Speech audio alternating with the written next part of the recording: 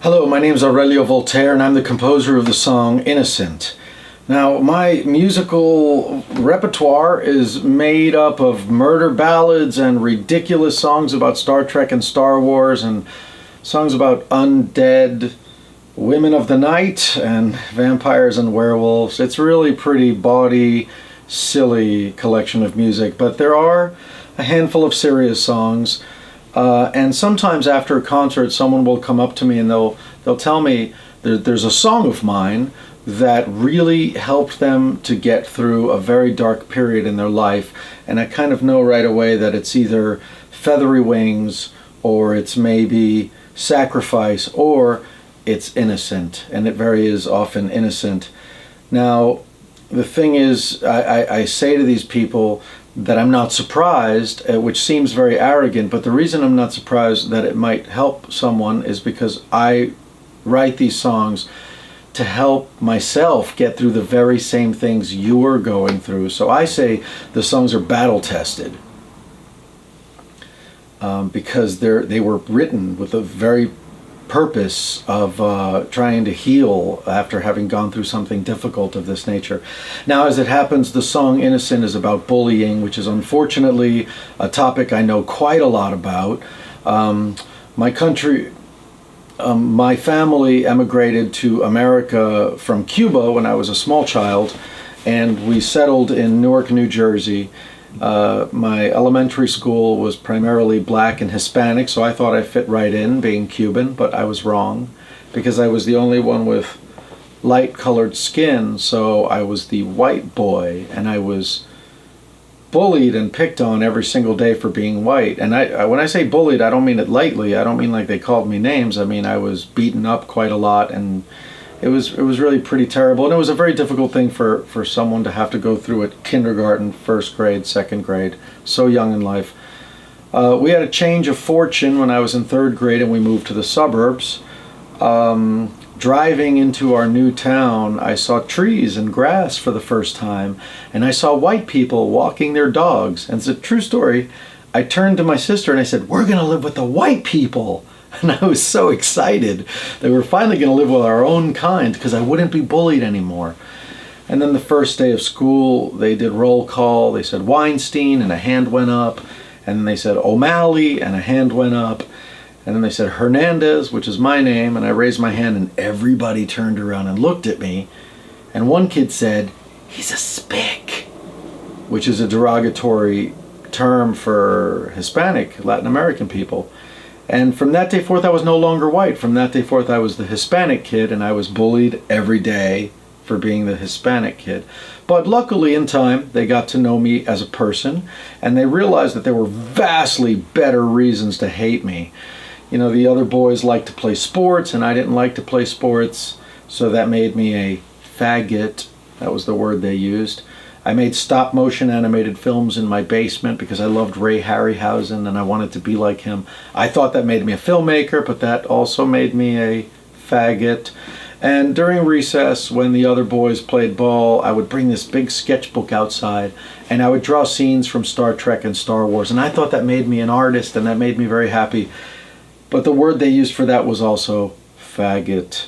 And I was bullied relentlessly, and when I say that, again, I don't mean that they just called me names. I mean there were gangs of fellows who waited for me outside after school, and they would chase me, and I'm not a very fast runner, so they'd catch me more often than not and take turns beating me up, quite frankly. Now, unfortunately, my home life wasn't much better. I was growing up in a very strict Cuban household. I had a stepfather who to whom everything was a threat of homosexuality. This guy was really terrified that everything might turn you gay, like as if that's the worst thing that could happen to a person. So he also shared the sentiment of my colleagues at school. He thought that my interest in stop-motion animation made me un homosexual, and drawing Star Wars characters made me un homosexual. And so home life was pretty terrible. And forget it, once I discovered goth music and style and new wave music and style, and I wanted to get an earring and dye my hair, then I really was a raging homosexual, apparently. So there was a lot of trouble at school, and there was a lot of trouble at home. And then to make all matters worse, there was some pervy male member, friend of the family who took a fancy to me. So on top of all of this, I was being sexually molested. So it was a pretty terrible time. Pretty terrible time. I went through a lot of awful things. When I was 16 years old, the love of my life decided to take hers. And she was a year older than me. She was 17 years old, and she killed herself. And I thought she probably just wasn't really meant for this world. I thought this world is full of mean, terrible, awful people. She didn't seem to belong here. And I thought, you know what, I don't belong here either. So I maybe finally decided to take the advice of the people in this town when they kept telling me, nobody likes you, you should kill yourself. But I thought rather rationally, no, I think they're right. I think I don't belong here. I think maybe I should kill myself. And so I decided I was going to do that. So I went to sleep, and I decided the next day I would take my life. I got up, and then I had an idea. I thought, all right, you know what, I am going to do this, but just for one day, just as an experiment, I'm going to do and say everything that I want to do and say, and I'm going to stand up for myself, and I'm not going to allow myself to be bullied. So I got up and I went to school, and I was surrounded by the football players who liked to have a good time with me, pushing me around. And I told them exactly what I thought of them. I completely stood up to them because I was going to die later that day, so nothing they could do to me could be worse than death. And it was such a shock to me when they just turned around and walked away. Then I had a problem with a teacher, and I told her exactly what I thought of her. And then when I went home, I had a scuffle with my parents, and I told them what I thought of them. And that day was pretty glorious. I went down to my creepy little room in the basement, and I was about to do the deed and end my life when I thought to myself, wow, what a great day. All right, now I'm not going to chicken out. I am going to kill myself, but just one more day. Just one more day like today. That was 32 years ago. And the reason I'm alive today is because I have lived my life that way every single day for 32 years. I've been an advocate for myself. I refuse to be bullied because there's nothing a bully can do to you that's worse than living in fear. I honestly would rather have my arm broken than to be living in fear. And so subsequently, I ran away from home. I found my way to Manhattan, where I was surrounded by like-minded individuals. I was surrounded by people who also loved art and music and goth culture and new wave and all of the things that I loved. But literally my first day in Manhattan, when my pointy skull-buckled boot touched Manhattan soil, or as we call it here, concrete, everything changed. People walked up to me, they said, "You have such a great look, will you be in my movie?" "Wait a minute, you make stop-motion animated films? That's fascinating." All of the same things that made me a social pariah, apparently worthy of death, in the small town that I grew up in, made me a fascinating person in New York City because people appreciated me for who I really was. And it was then that I realized there was nothing wrong with me to begin with. There was something wrong with all of those narrow-minded people in that tiny little town.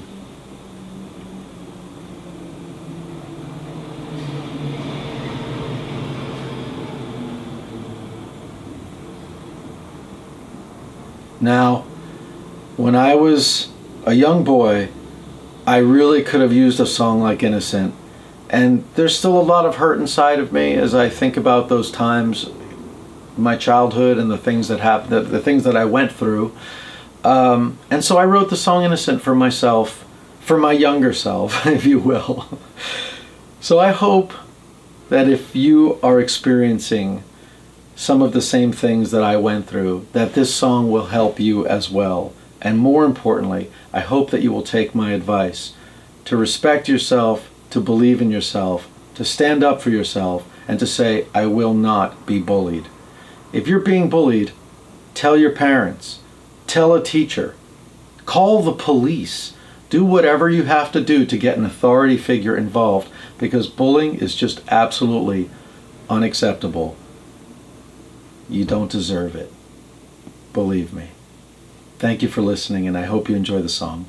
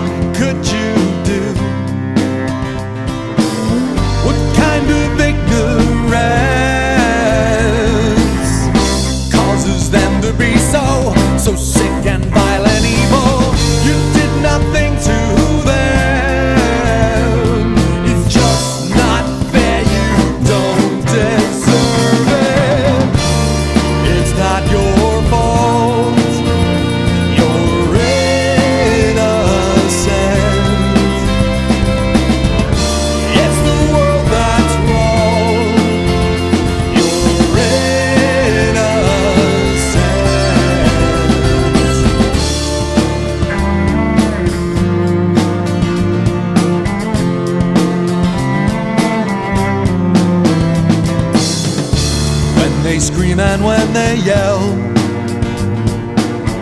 and tear you down. They make your life a living hell when they come around. There's nothing you can say that doesn't contradict them, 'cause all they want's a victim on which to vent their rage. It's just not fair, you don't deserve it. It's not your fault, you're innocent. It's the world that's wrong, you're innocent. Just hold on, you're innocent. Someday the world will belong to the innocent. So let's wear black, let's blast the Cure and Susie, then we'll go see the Rocky Horror Picture Show, and then we'll forget to go home.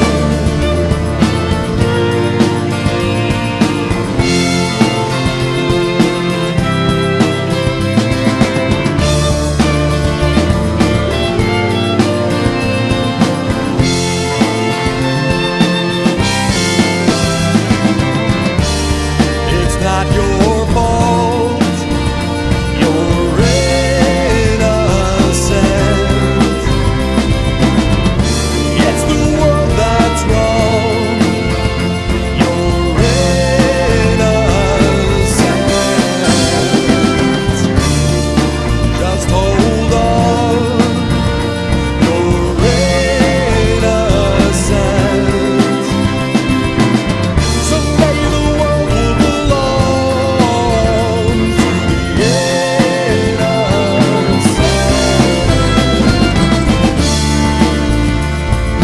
Oh,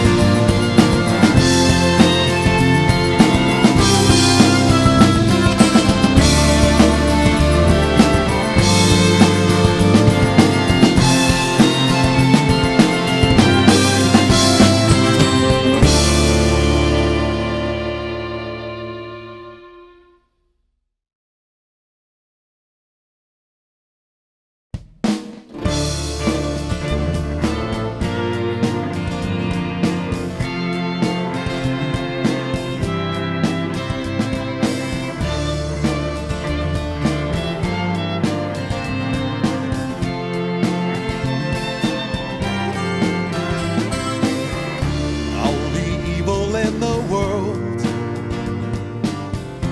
pushing down